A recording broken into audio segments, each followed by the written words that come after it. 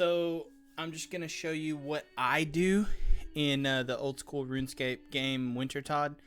Um, my little method. It's a pretty selfish method for Iron Man. I'm actually in a group Iron Man right now with a lot of my friends. If you'll look at my inventory, I've just got the best axe that I can get, my hammer and knife, and 5 cakes. That's all you need. The rest of the slots, you'll see what I'm using them for. But right here, as the game starts, I'm going to light the brazier, and you're going to see I get XP for that instantly, and then I run over in this safe spot right here on this side of the roots, and I start chopping. I'm going to sit here and chop these logs until I get a full inventory. Now, I am watching in my chat down here for the message that the cold has chilled you to your bones or whatever, and I'm keeping an eye on my health, but it's not going to affect you that much. You really can go AFK at this point until you get the full inventory of logs chopped. Now watch, as soon as I get this last log, I'm already ready, and I'm going to click up here and start fletching immediately.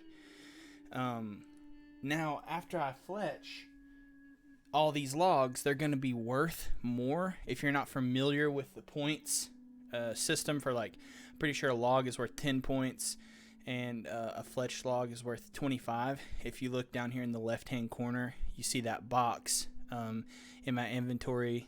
It shows how many points I have, and I'm just going to keep fletching these right here in this spot.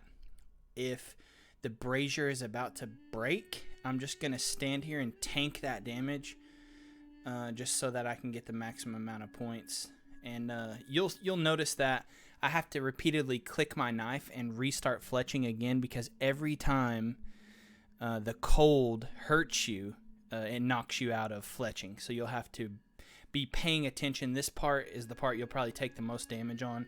You have to really be paying attention, because it's happened to me before where you could get knocked out of fletching and you don't notice it, and then you're just sitting there doing nothing as the game goes on. So just keep an eye on that. Now, after I've fletched all the logs in my inventory, I'm going to start throwing them in the brazier. And you'll see there the brazier just went out. Every time you light the brazier or the brazier breaks and you have to repair it with your hammer, you're going to get points for that as well. But I've got exactly the amount of fletched logs in my inventory that it will take to get me above 500 points. If you get 500 points per round, you're going to get a supply crate no matter what. So as long as you can make one round of fully fletched logs like that, like I've just done there, you're gonna get a supply crate. And that's what I did. So at this point, if I wanted to, if I was really low on food and I didn't have enough health to stay in the rest of the game, I can come over in this safe area and just sit here, and I will get the rewards for this round.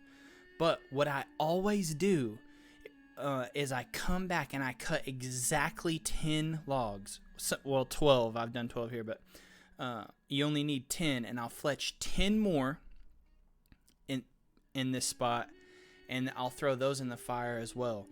The reason why I'm doing this is because at 750 points, you get an additional 50% roll for another item in your reward box. It's 2 guaranteed. In your supply crate. It's 2 guaranteed. But if you reach 750 points, it's a 50% chance that you'll get another item in the supply crate. If you're able to make it to 1,000, it's a guaranteed 3 with an additional 1% chance for a 4th item.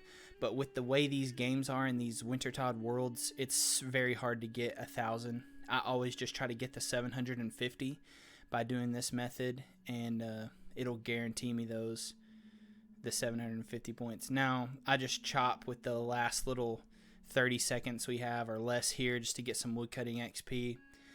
But got the supply crate, and as you'll see, I got 19k fire making XP and almost 1,000 woodcutting and 1,000 fletching.